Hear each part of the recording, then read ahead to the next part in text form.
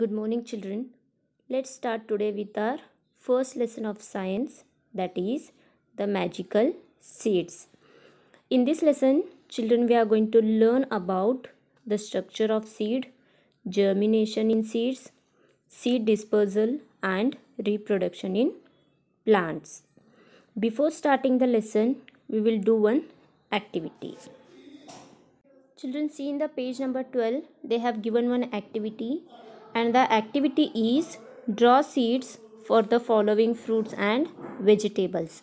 Children, they have given some fruits and vegetables images, and you have to draw the seeds present in them. You need to draw the diagrams of the seeds.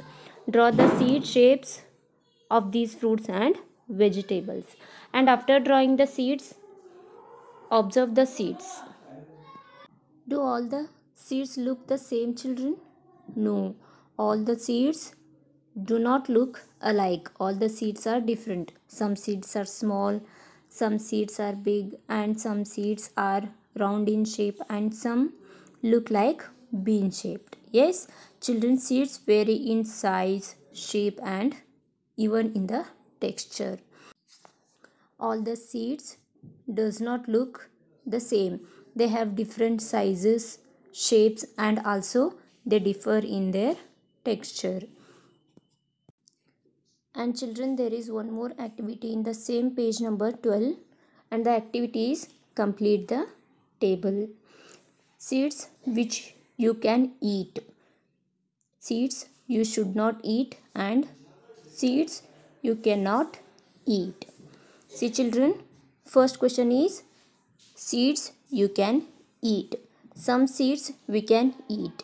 Yes, like groundnut or peanut, beans, peas, lady's fingers. These seeds we can eat.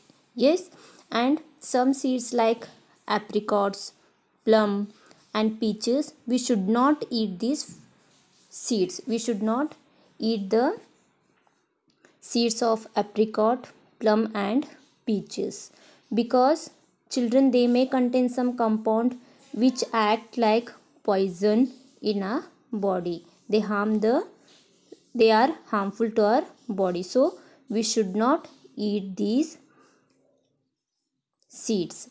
And some seeds like mango and bitter gourd, we cannot eat these seeds because mango seed is big and also it is hard, and karela, that is bitter gourd seed, is very bitter, so you cannot eat these seeds. Write this column, complete this table, and send. Okay, children, now we will learn about the structure of a seed. Children, you can see the image. This is a structure of a typical seed, and all the seeds have an outer covering. The seeds have an outer covering, and that outer covering is called seed coat. You can see in the image the seed coat. The outer covering of seed is called seed coat. And children, we can see the tiny holes in the seed coat. We can see the tiny holes present in the seed coat, and these holes help the seed to get water for the germination. These help the baby plant to get water for the germination. And if you open the seed, all the seeds contain new plant inside them, and that new plant is called embryo.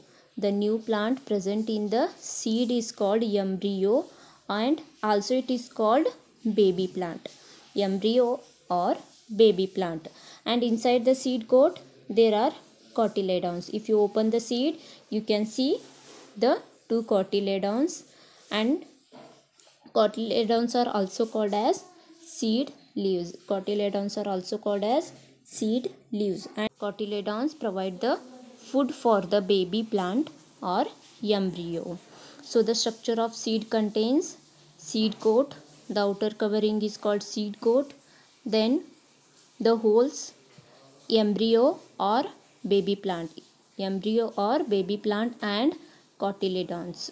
Seed coat protect the plant, and holes provide water for the baby plant or embryo, and cotyledons provide food for the baby plant during the initial stages of germination. That is, initial means starting stages of germination.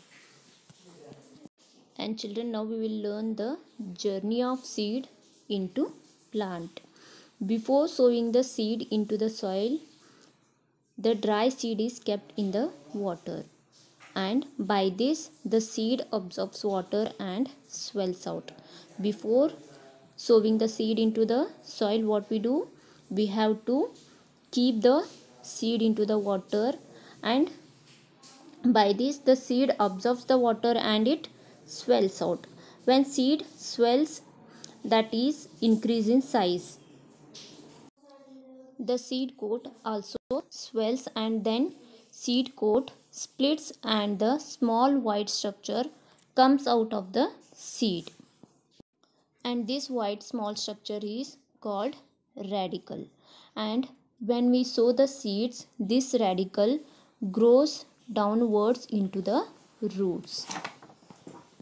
And once the seed coat opens completely, the green colored leaf like structure appear in the upward direction, and that green colored structure is called plumule, and this plumule grows upwards into shoot part.